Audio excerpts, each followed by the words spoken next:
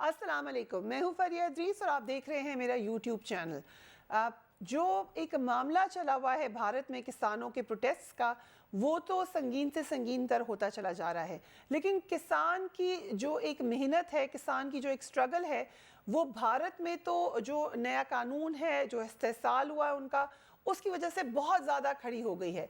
लेकिन ये स्ट्रगल पूरे ही बड़े सगीर में आपको नज़र आती है। पाकिस्तान के किसान भी बड़ी मेहनत से काम करते हैं। एग्रीकल्चर हमारा सबसे अहम सेक्टर है और वहाँ पर जो किसान के हकूक़ हैं, हर सियासतदान जो वहाँ पे ताल्लुक़ रखता है उस इलाके से, वो हमेशा हमें ये बात बताते हैं कि सबसे अहम किसान के हकूक़ है और उसको एड्रेस करना बहुत ज़रूरी है। और वही हुकूमत कामयाबी की तरफ जा सकती है जो इन लोगों को साथ लेकर चले।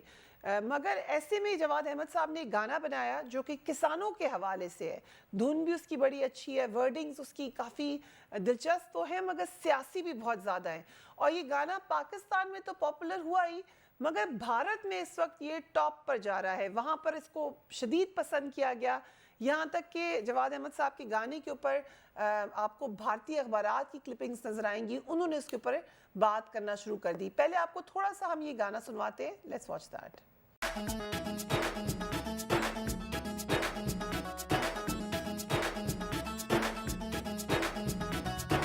उठ उतानू किसाना हुण तू जीना है, उठ उतानू किसाना हुण तू जीना है।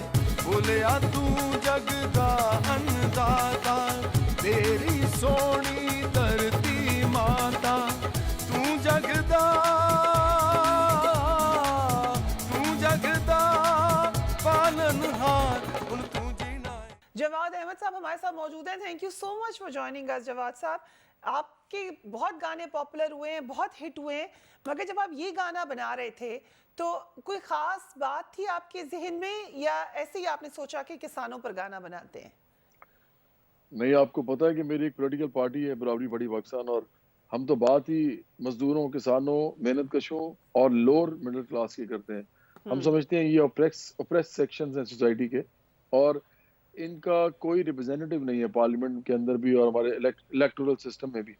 तो हम तो बात ही चूंकि इन लोगों की कर रहे हैं, तो अब मेरा म्यूजिक भी जो है मैं थोड़ा थोड़ा उसको चेंज कर रहा हूँ। मैं ये नहीं कहता कि मैं लोगों के लिए एंटरटेनमेंट नहीं लेके आऊँगा, मैं लोगों को उसी तरह एंटरटेन भी करने की कोशिश करूँगा, उससे प्यार, मोहब्बत, खुशी फैलती है। लेकिन ये सॉन्ग्स करना बहुत इसलिए ज़रूरी है क्योंकि एक एजेंडा है मेरा लाइफ में अब, और मैं इन जो हमारे पिसे हुए तबकात हैं उनके लिए पॉलिटिक्स करना चाहता हूँ, जो कि तकरीबन 20 करोड़ लोगों की मैं बात कर रहा हूँ। मैं 2 करोड़ लोगों के लिए नहीं करना चाहता, 20 करोड़ के लिए करना चाहता हूँ, जो बाकी के बचते हैं 22 में से।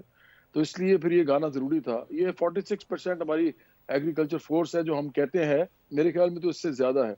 तो इन सब के लिए गाना किया है। सो आपका गाना, क्योंकि जिस वक्त ये गाना आया है, आप जानते हैं कुछ अरसे से पाकिस्तान में भी यकीनन किसानों के बहुत सारे तहफ़्फ़ुज़ात हैं, वो उनको हाईलाइट करते हैं। आपकी पॉलिटिकल पार्टी, आप उससे अच्छी तरीके से आगाह होंगे। मगर भारत में भी इस वक्त एक बड़ा कंट्रोवर्शियल बिल आया है जिसकी बात से किसान समझते हैं कि उनको उनके राइट्स नहीं मिल रहे, और वहाँ से भी बड़ा इस गाने को रिस्पॉन्स आ रहा है। आपको अंदाज़ा था कि ये गाना वहाँ पर भी ऐसे सुना जाएगा? बिल्कुल था। असल में ना फरीहा, मैंने जब ये गाना किया था तो ये बहुत पहले किया था, और मैंने इसको करके रख लिया हुआ था, रिलीज नहीं किया था। तो ये भी नहीं है कि मैं इसके लिए टाइमिंग का इंतजार कर रहा था। असल में हुआ ये कि उस वक्त जब मैंने ये बनाया था तो मैं पॉलिटिकल पार्टी अभी मेरी नहीं थी, तो मैंने बहुत से काम किए हैं इस तरह के, किसानों पे, मजदूरों पे, मेहनत कशों पे बहुत गाने बनाए हैं। तो ये मैंने बना के रखा हुआ था। अब हुआ ये है कि ये एक ऐसी मूवमेंट स्टार्ट हुई है एकदम इंडिया में, तो उससे मुझे लगा कि जो इम्पेटस होता है ना किसी भी चीज़ का, जो हम एक मूवमेंट कहीं क्रिएट होती है, तहरीक क्रिएट होती है, और वो भी इंसानों की, लोगों की तहरीक शुरू होती है और अवाम की होती है, जिसको कोई लीड नहीं कर रहा होता बल्कि वो खुद निकलते हैं। तो ये तारीख में बड़ा कम होता है। जब भी होता है तो उसके बड़े फायदे होते हैं इस क्लास को, इस तबके को। तो मैंने देखा ये हुआ है इंडिया में, तो मुझे लगा कि मुझे इनको सिर्फ नहीं इनके साथ सॉलिडारिटी करनी चाहिए, बल्कि इनके थ्रू तमाम दुनिया के किसानों को पैगाम देना चाहिए। मेरा जो गाना है, अगर आप उसको सुने तो उसको आखिर में लिखा हुआ है मैंने कि दुनिया भर के किसानों के नाम। तो मैं तो उन तमाम किसानों की बात कर रहा हूँ जो हमारे लिए गल्ला उगाते हैं और जो हमारे लिए अनाज लेके आते हैं, और वजीर आजम, सदर, जनरल, डीसी, जज, पुलिस अफसर, जितने भी हमारे रियासत के इदारे हैं, उसके अलावा जितने भी हम बिजनेसमैन हैं, जितने हमारे बिजनेस वेमेन हैं, ट्रेड के लोग हैं, जो भी वॉक ऑफ लाइफ है, अगर उनके पास उनकी टेबल पे कहते हैं ना जी, putting food on the table, आमतौर यस, पे ये बोला जाता है। यस। तो फूड ऑन द टेबल सबसे इंपॉर्टेंट चीज है। तो फूड तो ये हमारे लिए बना रहे हैं, तो इसलिए सो मैं आपने समझता हूँ गाने कि में ये जो इन लाइन आप लोगों के जिक्र लिए कर रहे ये हैं, करना बहुत जरूरी मुझे था। मैंने गाना कई बार सुना है, और ये जो लाइन है इसने मुझे भी बहुत ज़्यादा एज अ जर्नलिस्ट सोचने में मजबूर किया कि शायद अंडरलाइन आप ये कह रहे हैं कि एक एलीट ही तबका है। हम जब 4 पिलर्स की या 5 पिलर्स की बात करते हैं, उन सब में एक फिर पिलर आप ये कह रहे हैं कि एग्रीकल्चर को भी होना चाहिए, किसानों को भी नहीं भूलना चाहिए, जिसको हम आम आवाम भी कह सकते हैं। आप ये कह रहे हैं? आप बिल्कुल ठीक कह रही हैं, और सबसे पिसा हुआ, सबसे महरूम, सबसे मजबूर, सबसे महकूम, इतना जुल्म इन पे हुआ है। आप देखें कि पाकिस्तान में हम जब कहते हैं किसानों के हवाले से कि ये बहुत बेचारे गरीब हैं, तो आपको पता है 3 करोड़ बच्चा स्कूल जो नहीं जाता, उनमें से 80% से ज्यादा बच्चा इन लोगों का है, किसानों का है। देहातों के अंदर वो बच्चे स्कूल नहीं जाते। अब ये तो मेरे फिगर्स तो नहीं है, ये तो गवर्नमेंट्स के पास ये फिगर्स हैं। ये बोलती हैं जी 2.5 करोड़, आपको पता है 2.5 करोड़ कहाँ पे है? मैं तो उन बच्चों की बात भी कर रहा हूँ जो टाट के स्कूल में भी अब नहीं पढ़ सकते, जो कि इधर इधर उधर फिर रहे हैं, और ये ड्रॉप आउट्स भी होते हैं उनमें। बहुत से लोग ऐसे बच्चे ऐसे होते हैं जो ड्रॉप आउट्स हो जाते हैं, वो दूसरी तीसरी में छोड़ देते हैं। तो हम तो उन तमाम बच्चों की अगर बात करें, तो ये सारे देहातों में लोग फिर रहे हैं इधर उधर। आज में नौजवान हमारा जो है, जो पहले बच्चा था अब नौजवान है, वो अनएम्प्लॉयड तो है, इलिटरेट भी है साथ। तो मैं समझता हूँ इतने गरीब लोग हैं ये कि अपने बच्चों को एजुकेशन भी नहीं दे पाते। तो बताएं कि अब हालात ये हो गए हैं कि महंगाई ने इतनी इनकी कमर तोड़ दी है कि जो गल्ला वो उगा रहे हैं, जो अनाज वो बना रहे हैं, वही वो अपने बच्चों को नहीं खिला पा रहे, क्योंकि उनके घर के खर्चे भी हैं। तो ये तो बहुत ही बुरी अब बात है। अभी शुगर का क्राइसिस आप देखें, शुगर के अंदर लोग पैसा बना रहे हैं, और लेकिन जो शुगर केन ग्रोअर है उसको नहीं मिल रहा। अभी आटे का आप क्राइसिस देखें, यूक्रेन से उन्होंने गंदम मंगाई है इमरान खान की गवर्नमेंट ने, लेकिन इनको जो है वो इनसे नहीं ली, क्योंकि ये 1400 में इनको कहते हैं दे, और आगे वो 2000 की आप बेचते हैं, 600 रुपया कहाँ जाता है? तो ये तो लोग, इनका तो बुरा हाल हो गया। इसलिए इनके साथ खड़ा होना बहुत जरूरी था, और इसलिए मैं उनके साथ खड़ा हुआ हूँ, और किसानों के साथ। पंजाबी और ये में मैं तहरीक जो की गाना सूरत में खड़ा आपने हुआ हूँ। सिलेक्ट किया, मैं समझता हूँ एक तहरीक बननी चाहिए। ठीक, तहरीक, ये बड़ा इंटरेस्टिंग आपने बात की। इस पे आते हैं, पंजाबी में आपने सोचा कि लिरिक्स होने चाहिए, उसकी कोई खास वजह थी, या आप सोच रहे थे कि साउथ एशिया के किसानों के बारे में ज्यादा बात करें? नहीं नहीं नहीं नहीं, मैं आपको बताता हूँ, इसकी बड़ी एक सिंपल सी वजह है। ये मैं तो बिल्कुल ही इससे बिलीव नहीं करता, ये जो है ना सुबाइयत, और या मतलब प्रोविंशियलिज्म, या इस तरह की जितनी भी चीजें, सेक्टेरियनिज्म किसी किस्म का भी, मैं तो तमाम इंसानों की बात करता हूँ। लेकिन ये इसका बेसिक आइडिया मुझे आया था फैज अहमद फैज की नज्म से। उन्होंने लिखी थी, उठ उतानू जट्टा मर्दा क्यों जाए, उन्होंने ये लिखा था। तो मैंने उसको मॉडिफाई किया, सलीमा हाशमी साहब से बात करके मैंने उनसे कहा कि मैंने इसको मॉडिफाई करना है। उन्होंने मुझे इजाजत दी कि हाँ बिल्कुल आप करें। तो मैंने फिर इसको किया कि उठ उतानू किसाना मर्दा क्यों जाए। अभी भी लैंग्वेज पंजाबी ही है, क्योंकि उन्हें उनके लफ्ज लिए थे, और उनका वो कुछ आगे भी उनके बहुत ज्यादा लाइंस हैं उनकी, तो जो पंजाबी ही रहने दिया मैंने उसको। लेकिन मैंने किसाना कह के इसको पूरे पाकिस्तान के किसानों के लिए कर दिया। और एक बात आप देखें ना फरिया, आपको पता है इस मुल्क के अंदर नहीं, सिर्फ इंडिया में भी पंजाबी म्यूजिक जो होता है ना, जब वो आप फीट टैपिंग म्यूजिक बनाते हैं ना, आप जब अप बीट म्यूजिक बनाते हैं पंजाबी, तो कोई पाकिस्तान का ऐसा हिस्सा नहीं होता जहां लोग उसको सुने ना, उस पर डांस ना करें, एक मैरी मेकिंग ना हो उसके ऊपर। और मैं तो किसानों को जज्बा और जोश देना चाहता हूं, मैं उनको परेशान नहीं करना चाहता। मैं तो उनको कह रहा हूँ, उठ उतानो किसान, मतलब ऊपर उठो, अपने राइट्स के लिए खड़े हो, अपने हकूक के लिए खड़े हो। तो मैं चाहता था कि उनको जोश और जज्बे का गाना दूं, तो इसलिए मैंने ये बहुत अच्छी बीट रखी है इसमें, ताकि लोग इसके साथ एंजॉय करें। और इंडिया में भी जो लोग हैं ना, आपको मैं इंटरेस्टिंग बात बताऊं कि वहां पे भी जो किसानों में इतना मकबूल ये हो रहा है, वो इसीलिए हो रहा है क्योंकि इस पे ये भंगड़ा करते हैं, इस पे ये एंजॉय करते हैं, और इनके अंदर एक रूह फूंकी जाती है। और ये मेरा ख्याल है कि अगर ये अपने मुदालबात जो इन्होंने मनवाए, तो उन्हें थोड़ा बहुत पार्ट मेरे गाने का भी होगा, क्योंकि ये उनको रिजुविनेट करेगा, बार बार उनको जज्बा देगा, जोश देगा ये गाना। सर, जो आप फॉलो कर रहे हैं, जो भारत में हो रहा है, क्या राय है आपकी इस हवाले से? क्योंकि हमने देखा है कि सिर्फ ये सिर्फ किसानों का मामला नहीं है, अक़लियतों का जहाँ जहाँ पर भी हैं भारत में, वो मोदी सरकार के अंदर शदीद मुश्किल में नजर आ रही हैं। इसमें क्या शक है? इसमें कोई शक नहीं है कि जो नरेंद्र मोदी हैं वो एक राइट की फोर्स है, वो थोड़ा सा एक्सट्रीमिज्म भी उनके अंदर आपको नजर आता है, और उन्होंने एक खास तरीके से पूल किया है अपने इर्द गिर्द शुरू में नौजवानों को, मिडिल क्लास को, और उनसे सपोर्ट लेके फिर कॉर्पोरेट की बहुत सपोर्ट लिया है इन्होंने। जो बड़े बड़े बिलियनियर्स हैं, जो इंडिया के अंदर एलीट है, उसने इनको सपोर्ट किया है। ये बहुत ही हम्बल बैकग्राउंड से थे, इनको ऊपर लाया गया है। इनसे फिर जाहिर बात है, जब आप ऐसे इंसान आते हैं तो फिर वो करते भी हैं वो सारा कुछ जो अमीर करवाना चाहते हैं। तो एलीट कैप्चर इंडिया में भी है। उधर पॉलिटिकल शायद इस लेवल पे इतना नहीं है जितना उनका वैसे इकोनॉमिक है।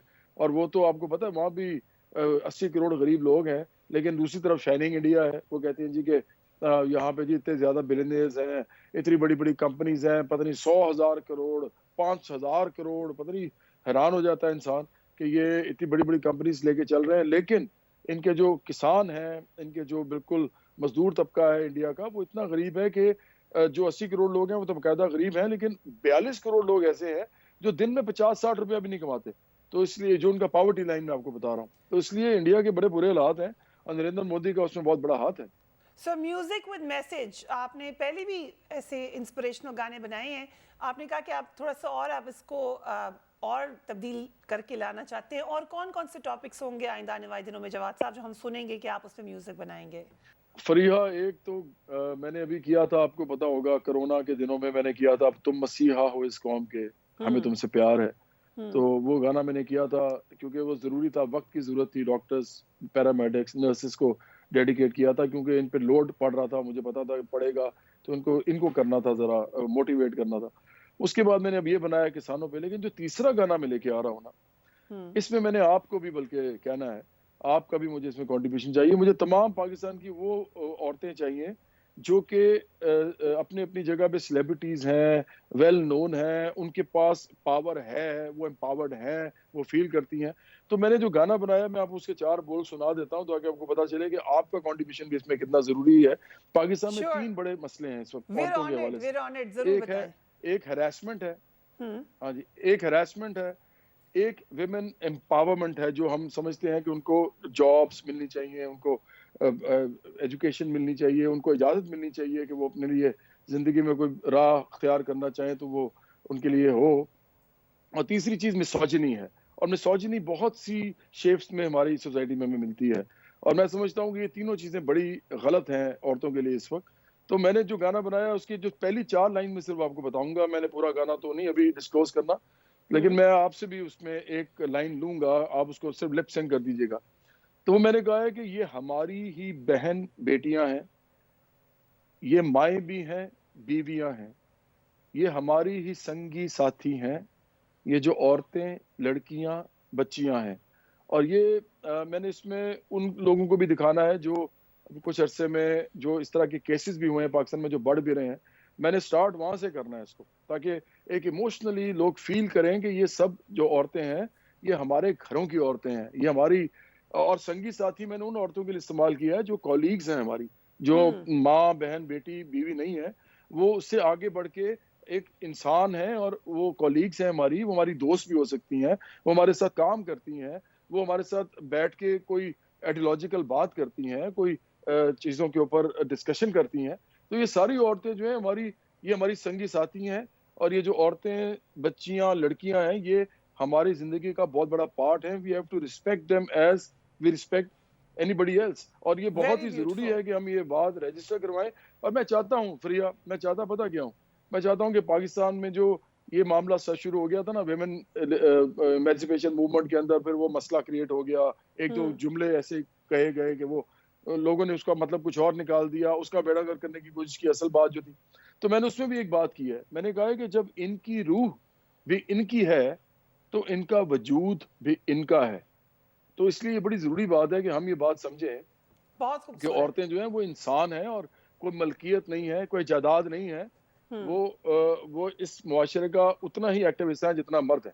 बहुत खूबसूरत बात है, और ये आप लोगों ही ने स्टेप लेना है कि इसको आगे लेके जाएं। What ever support I can give, मैं यहाँ पे मौजूद हूँ। हम चाहते हैं थोड़ा सा हमें अपना किसाना गाना गा के भी सुना दें एट द एंड। मैं बिल्कुल सुना देता हूँ। वजीर आजम, सदर ते जरनल, डीसी जज ते पुलिस अफसर सारे तेरा दिता खावण तू जे न बीजे तू जे न गावे भुखे पाने सब मर जावण ए चाकल तू सरकार हुन तू जीना है उठ उतानू किसाना हुन तू जीना है उठ उतानू किसाना हुन तू जीना है। बहुत बहुत शुक्रिया जवाद अहमद साहब, हमें टाइम देने का, गाना सुनाने का और बहुत अच्छी अच्छी बातें बताने का। Thank you so much for joining us. Jawad Ahmad sahab की आपने बातें सुनी और यकीनन इस गाने के क्लिप्स भी आपने सुने होंगे। इसमें हमें फीडबैक ज़रूर दीजिएगा। अल्लाह हाफ़िज़।